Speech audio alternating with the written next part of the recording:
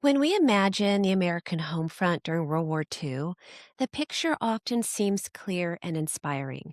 Factory whistles blowing as workers pour into massive plants producing tanks and aircrafts, women stepping into industrial jobs as Rosie the Riveter, families planting victory gardens in backyards and city parks, communities saving scrap metal and rubber to support the war effort.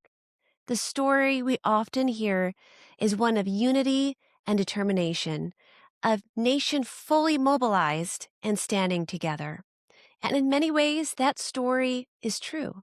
But the reality of wartime America was more complicated. Behind the patriotic posters and radio speeches, the American home front faced enormous pressure. Morale was constantly tested. Fear, exhaustion, social tensions, shortages, and even enemy propaganda all threatened to weaken the national spirit that the war effort depended on. Today, we're taking a deeper look at one of the most personal and emotional pressures of wartime America. Not the battles fought in Normandy or the Pacific Islands, but the quiet fear that lived in American homes across the country. Stories from the home front bright, keeping victory shining light on the victory home front. Hello to all the Rosies and Homefront Joes, and welcome back to On the Victory Homefront. This is episode 2 of the 5-part series, The Battle for Morale, America's World War II Homefront Under Pressure. In this episode, we're focusing about the fear of the telegram. For millions of American families during World War II, daily life became an exercise in waiting. Waiting for letters, waiting for news from overseas, waiting to hear that a loved one was still safe. Communication during the war moved slowly. Letters from soldiers stationed overseas might take weeks to arrive, sometimes longer. A soldier could write home describing his daily routine, only for the letter to arrive after he had already moved to another location, or after he had already entered combat. For families back home, these letters became treasured connections to loved ones serving far away. Parents saved them, wives read them again and again.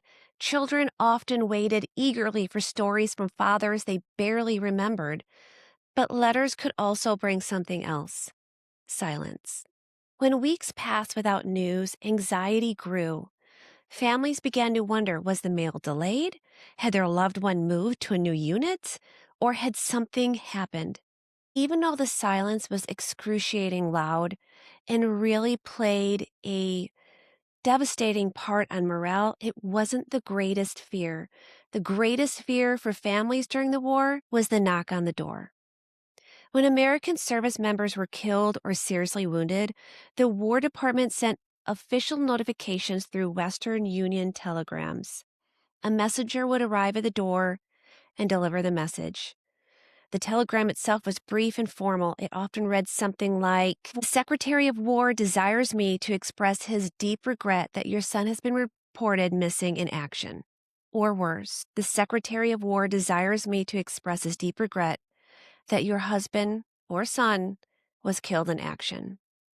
These words were devastating. For many families, the arrival of a telegram marked the moment when the war suddenly became real in the most painful way possible. Neighbors often recognized the sight of the messenger. When a Western Union delivery boy stopped at a house, the entire neighborhood sometimes held its breath. People knew what it might mean. And of course, with many families having multiple loved ones in the war itself, seeing a Western Union telegram come into the neighborhood, you had to wonder whose door it was going to. The impact of wartime casualties spread far beyond individual families. Small towns felt it deeply. In most communities, nearly every family had someone serving in the military. And when news arrived that a local soldier had been killed, the entire town mourned. Churches held memorial services. Schools honored former students who had died in the war.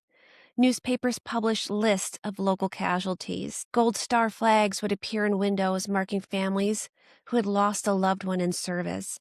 And these symbols reminded communities that the war was not only happening overseas, its cost was being felt at home. And as casualty lists grew longer, The emotional strain on the home front grew heavier. Sometimes the telegram brought not confirmation of death, but uncertainty. Many families received notification that their loved one was listed as missing in action, and that could mean many things.